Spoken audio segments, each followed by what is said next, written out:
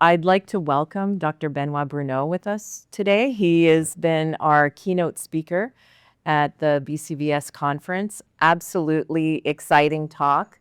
I think people were in absolute awe with some of the images that you had presented. I know you're from the Gladstone Institute, but you started off in Canada. Yep. Can you kind of take us a little bit about sort of your thought process when you were trying to start as a graduate student and move in towards an independent position like you are now? Oh, yeah. Well, I mean, my motivation for going into heart research was my father's infarct when he was 43 years old and I was 16. So I thought a lot about what I could do to help in a broad sense. And so I thought research would be important to find out what we need to know. And so after my PhD, I was fortunate to have a big name behind me. Adolfo de Bold was my PhD advisor, and he was still a big deal at the time. So that opened up a lot of doors for me. And so I joined John and Cricket Seidman's lab. What I wanted to achieve was to learn new technologies. So at the time, it was transgenic mice, knockout mice, and to model disease. But secretly in my PhD, I was in love with developmental biology and with gene regulation. So the works of Cliff Tabin and Bob Tejan and so on. And so when the Seidman lab cloned the Holt-Oram syndrome gene, TBX5, we found out very quickly it's a developmentally regulated gene, it's a transcription factor, it's mutated in disease. And Cricket came over and asked me, do you want to make the mouse model? And they checked all the boxes. And so I was like, yes. And just that moment of her asking me that launched my entire career. And I've been working on this transcription factor ever since. What that did as well is that I was able to establish myself as a postdoc, going to a lot of meetings. That was really important to us to network with people, get as many talks as possible. And so because of that, before publications, people knew that this was my work. The Seidmans weren't a developmental biology lab. And so I already established myself as someone who was doing that. I was the guy doing the mouse heart development and the disease modeling. And again, that opened doors. Marlene Rabinovich called Cricket Seidman one day and said, I'm recruiting faculty who were doing heart development. Would you know of any Canadians who'd like to come back home? It was a bit too early for me, but I said fine. And I got the job and started my first lab at SickKids, which was a wonderful, nurturing environment. It was really, really great. We continued doing really well, got some great postdocs and some great students, published some nice papers. And then I was at an AHA conference going up the escalator with my good friend Deepak Srivastava, and he was looking at the job of director of the Gladstone Institute of Cardiovascular Disease. And he said he was probably going to take it. And I said, I could live in San Francisco. And he says, I know. And so it was an offer I couldn't refuse and moved over there. And the beauty of it, and you're talking about leadership, is that not only was I in an amazing scientific environment, but Deepak had been given an empty floor just about.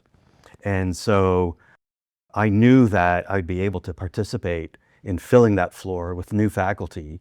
And over the years, we were able together and with other folks to bring in some amazing scientists that complemented what we did.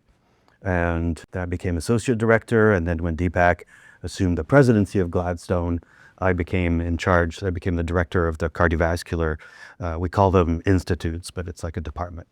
So can you maybe speak a little bit about mentorship and who has been your biggest mentor? Was it your PhD mentor that you mentioned, or did you have others that really helped kind of guide you? So my PhD mentor, it was extraordinary mentorship on how to do science. He wouldn't allow us to use a kit unless we knew what every single component in the kit did and why it was there. So either we did it alone, made the solutions, or if we needed really that kit, let's say it had columns or something. You know, he was an analytical biochemist, and he was very rigorous. And so he taught me how to be rigorous in science. During my postdoc, I had a number of mentors who were mostly my peers. I learned how to be a developmental biologist from the postdocs in the other labs, which is really interesting. But then when I was in Toronto as junior faculty, Janet Rossett was my mentor and has been ever since. I met her when I was a postdoc, and I asked her about funding in Canada, and she was gracious enough to tell me about it.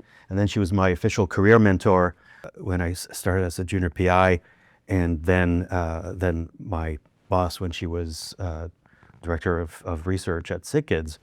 And her mentorship was, sometimes it was keep doing what you're doing, which is fine. That's a really good thing to do if there's nothing else. But she gave really sharp advice and wasn't afraid to maybe hurt my feelings if that, and that was never the case. But she made sure that I understood what success meant, what the important parts of managing people was, what to do, what not to do, how to be kind with everyone, and to be patient. And so she was my mentor. Scientifically, Eric Olson has probably been one of my major mentors. His encouragement of the science that my lab does, and also, like with many mentors, the best that can happen is that you become friends with them. And I've become friends with Janet and Eric, and then of course Deepak being close to me. But that's a different dynamic with the two of us. I actually wanted to drill down a little bit into some of the topics you discussed at what was really a brilliant keynote address today. And I think one of the highlights for me was seeing how you've merged really advanced imaging technology with computation to see cardiac development essentially for the first time. And I wondered if you could talk a little bit more about that and where you think this merger of computation and biology might take the heart field. I think it's absolutely essential. When people ask me sort of what should we do, what do we need to do, I said bring computational to your work. It shouldn't be forced. I mean, the person who was talking before was doing spatial transcriptomics. We've never done that because we haven't had a reason to do it. But a lot of the questions that we've wanted to ask have required computational analysis. We recognized this very early in the microarray days. And so we recruited Katie Pollard as a computational biologist. She set up a bioinformatics core, and then that facilitated all of our efforts to want or need to do that. And more, one should embrace big data, not be afraid of it, and know that there are either software packages out there that people can learn, or people who can help. But it's absolutely important to be able to quantitate things in a statistically robust way. Back in the early days of developmental biology, when I started, you did an in situ hybridization in a couple of embryos, and then you said, yeah, there's a bit less here, there's a bit less there. And I'm a huge fan of quantitative morphometry right now. The stuff that we're doing that I didn't get to show on compartment boundaries and septation, we needed quantitative morphometry to do that. And that's something completely different. And then the omics techniques have become very rapidly commercialized and commoditized. So that part's easy, anybody could do that. But then there's two things. It's what question are you asking, right? And then once you've done the experiment that might answer that question, what analysis do you do? So the work that my postdoc John Munsey showed yesterday, I think is a perfect illustration of that, where he's deployed about 5 different computational packages to answer what happens in gene regulatory networks when you lose this particular transcription factor. So being able to leverage the power of the computational analysis is absolutely essential. And now you've got AI coming in, and I showed some of that there, and I referred to it as sorcery, as I said, but there's more and more. I see papers on, for example, there was one this week on predicting hypertrophic cardiomyopathy based on ECGs. Right. Right? I mean, that. Yeah. beautiful. Yeah. Absolutely beautiful. Absolutely. That, I think, to me is the future of heart research.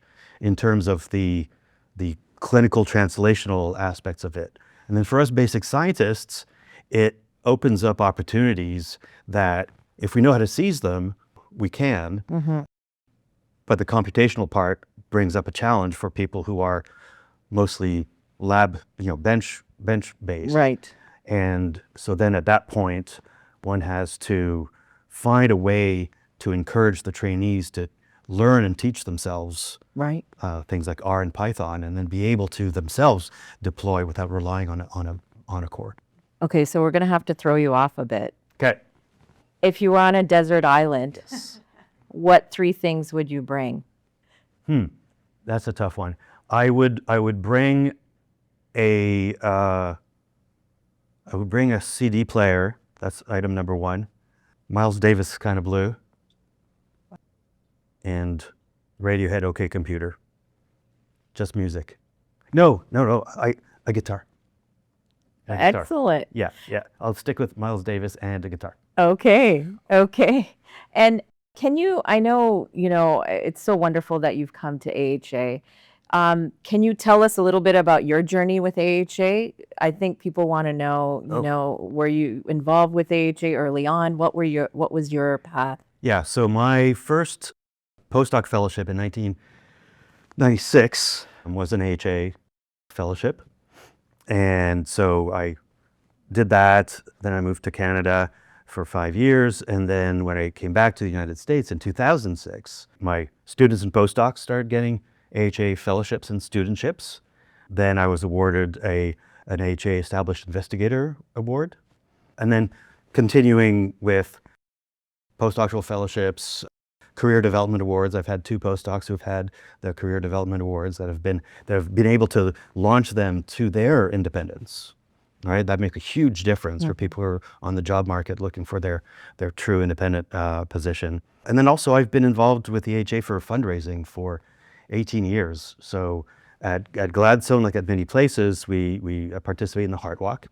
So I've been doing that without fail for 18 years. There's the Heart Ball. There's my daughter was a Teen of Impact this year. Oh, wow. And so she raised some money on her own. And then we went to the Go Red for Women reception. I helped raise money with presentations for the Heart Ball, which I went to. And that's just 2025. Oh, wow. So very involved. So very involved. very involved. I'm part of the research roundtable and so on. So That's amazing. I was wondering, any final thoughts, any kind of words of wisdom to those mentees out there trying to get to your spot? I'd say do the best research that you can. Go to a lab that's going to be supportive and with a culture of collegiality and friendship. That makes a huge difference. That's what we have, and it makes a huge difference, especially when things don't work out and you have people to lean on and reach out for help. Scientists are there to help you. You think somebody's too busy to help you. They're not. They want you to succeed. And so take advantage of that and enjoy the journey. So I'd like to thank you, Benoit, again for an amazing lecture, an amazing presence. Everyone's around him, surrounding him after his talk. Gosh. And we hope to see you again at another BCVS, and all of your trainees. We know they're coming to also a lot of our conferences. So thank you for putting the community together for us here too. Thanks for having me. It's been great.